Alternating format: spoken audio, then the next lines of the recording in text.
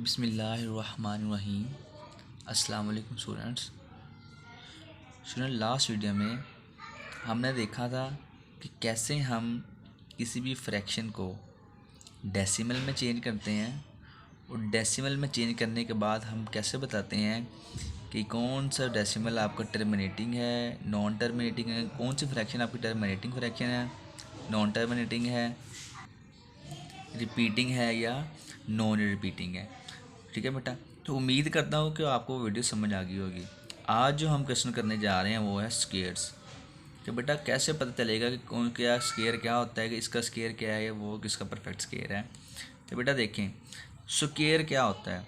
बेटा स्केयर का मतलब होता है कि जब आप एक नंबर को खुद ही आपस में दोबारा मल्टीप्लाई करवा दो, एक नंबर को उसी नंबर के साथ दोबारा मल्टीप्लाई करवा दो तो वो उसका स्केयर कहलाता है। डेफिनेशन लिखी हुई है, when a number is multiplied by itself, जब एक नंबर खुद के साथ ही मल्टीप्लाई होता है, then the product is called square of the number. तो प्रोडक्ट मीन उनका जो हासिल ज़रा में जो उनका आंसर आता है, then the product is called square of the number, तो वो उसका स्केयर कहलाता है। बेटा फॉर एग्जाम्पल दी है द स्केयर ऑफ टू का अगर स्केयर निकालना है तो टू का स्केयर कैसे निकालेंगे, टू को टू से ही मल्टीप्लाई करवाना है। बेटा स्केयर का मतलब होता है कि किसी भी नंबर को खुद के साथ ही मल्टीप्लाई करवाना। जब टू का स्केयर निकालना है तो टू को टू से ही मल्टीप्लाई करवाओ, तो टू को टू से मल्टीप्लाई करवाने से आंसर 4 आ जाएगा। इसका मतलब कि टू का जो स्केयर है वो 4 है। इसके अलावा एक और एग्जाम्पल है, अगर मैं कहूँ कि मैंने 5 का स्केयर निकालना है तो स्केयर ऑफ 5 आ जाएगा मेरे पास 5 मल्टीप्लाई बाय 5, तो मैंने 5 को 5 से मल्टीप्लाई करवा दिया, तो बेटा 5 को 5 से मल्टीप्लाई करवाने से मेरा आंसर आ गया 25। तो इसका मतलब है कि जो 5 का स्केयर वो 25 है। ठीक है बेटा, नेक्स्ट है मेरे पास परफेक्ट स्केयर। कि परफेक्ट स्केयर क्या होता है। बेटा परफेक्ट स्केयर का मतलब है कि हमें कैसे पता चल जाता है देखने से कि ये वाला नंबर परफेक्ट स्केयर है या नहीं। बेटा अगर कोई नंबर किसी नंबर का स्केयर हो, ठीक है, मीन्स जैसे मैंने एग्जांपल दी है 9, बेटा 9 परफेक्ट स्केयर है। क्यों परफेक्ट स्केयर है? क्योंकि जो 9 है वो 3 का स्केयर है। अगर आप 3 का स्केयर करोगे तो वो आंसर 9 आएगा। ठीक है, तो इसका मतलब जो 9 वो परफेक्ट स्केयर है। तो बेटा हर ऐसा वो नंबर जो किसी ना किसी नंबर का स्केयर हो वो परफेक्ट स्केयर कहलाता है। मैंने लिखा हुआ a natural number is called a perfect square if it is the square of another natural number. अगर कोई नंबर किसी दूसरे नंबर का स्केयर हो तो फिर दूसरे वाला नंबर आपका परफेक्ट स्केयर कहलाता है। एग्जाम्पल मैंने बेटा 9 वाली बता दी। अगर मैं नेक्स्ट लिखा हुआ 16, ठीक है, अब 16 परफेक्ट स्केयर है। क्यों?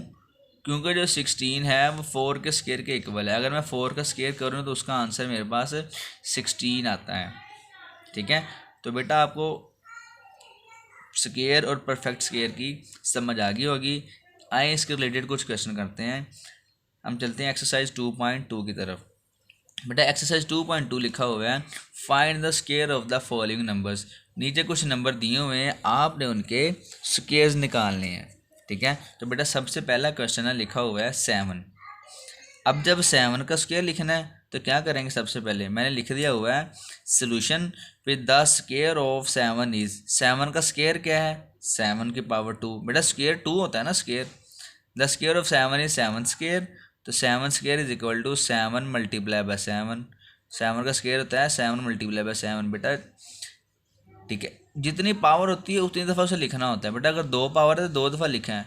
स्क्वायर है तो स्क्वायर का मतलब उसकी पावर 2 है, और पावर 2 है तो उसका मतलब हम 2 दफ़ा मल्टीप्लाई करवाएंगे। तो 7 मल्टीप्लाई 7 मेरे पास बेटा 49 होता है। ठीक है, तो ये मेरे पास 7 का स्केयर आ जाएगा। इसे नेक्स्ट लिखा हुआ है द स्केयर ऑफ 11। तो 11 का स्केयर क्या है, मेरे 11 का स्केयर होता है बेटा 11 की पावर 2 यानी कि 11 स्केयर। तो 11 स्केयर का इक्वल होता है 11 मल्टीप्लाई 11 के। तो 11 को जब 11 से मल्टीप्लाई करते हैं तो मेरा आंसर आता है 121। नेक्स्ट बेटा और भी इसके क्वेश्चन है, मैंने लिखा हुआ है देखें 25। लिखा कि 25 का स्केयर निकालें, तो मैंने लिखा हुआ है the square of 25 is, the square of 25 is 25 की पावर 2, ये 25 स्केयर। बेटा 2 का मतलब होता है स्केयर, 2 हो तो स्केयर होता है, 3 हो तो फिर क्यूब होता है। ठीक है, तो ये मेरे पास क्या है, स्केयर लिखा हुआ है 25 का स्केयर। तो 25 का स्केयर किसके इक्वल है, 25 मल्टीप्लाई बाय 25। तो बेटा 25 को जब 25 से मल्टीप्लाई करवाते हैं तो मेरा आंसर आता है 625। ठीक है, इसी तरह अब मैं करूँगा 75 का मैंने स्केयर निकालना है, तो मैं लिखूँगा द स्केयर ऑफ 75 इज़ 75 का स्केयरिंग 75 की पावर 2। ठीक है, तो बेटा 75 की पावर 2 का मतलब है कि 75 मल्टीप्लाई बाय 75। जब दोनों को आपस में मल्टीप्लाई करवाते हो तो मेरे पास आंसर आता है 5625। बेटा ये मल्टीप्लाई आपने हाथ से करना है, ऐसे रिटन फॉर्म में 75 को 75 से। ठीक है, ऐसे मल्टीप्लाई बेटा आपने करवाना है, कैलकुलेटर आपको अलाउ नहीं होता। और इसके बेटा और भी कुछ पार्ट्स हैं एक्सरसाइज 2.2 के क्वेश्चन नंबर 1 के, वो आप खुद करेंगे होमवर्क पे। ठीक है, नेक्स्ट है बेटा आपके पास जो क्वेश्चन वो लिखा हुआ है, write the summation pattern for the following squares. बेटा 6 का स्केयर लिखा हुआ है, वो कह रहे हैं इसे समेशन पैटर्न की शक्ल में लिखें। बेटा समेशन सम से बना हुआ है, समेशन मीन जमा, जमा वाला बेटा जो पैटर्न है तरीका है, उस तरीके से आपने इसका स्केयर निकालना है।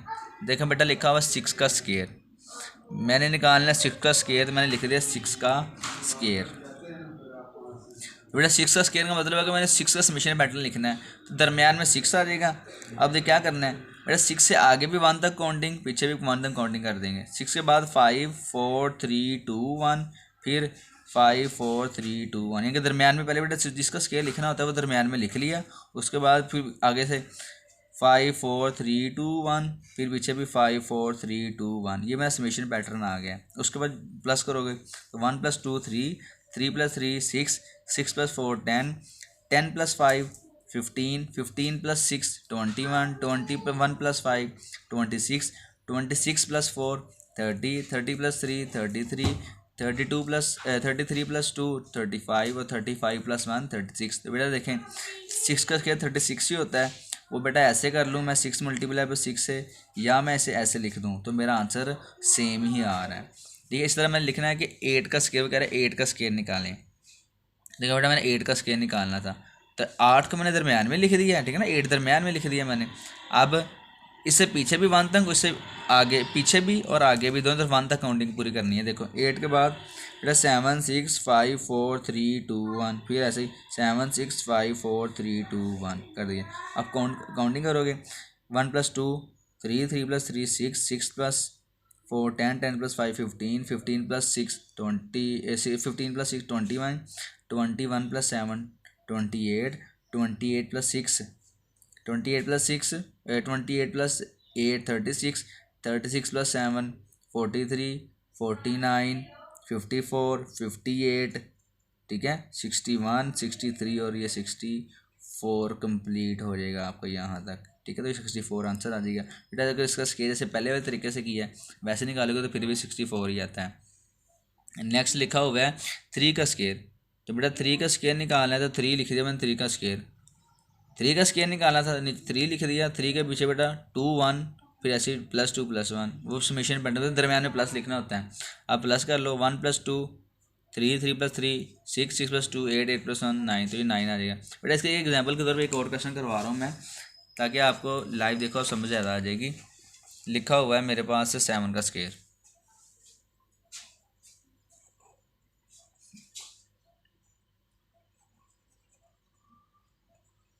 ठीक है बेटा मैंने 7 का स्केयर निकालना है।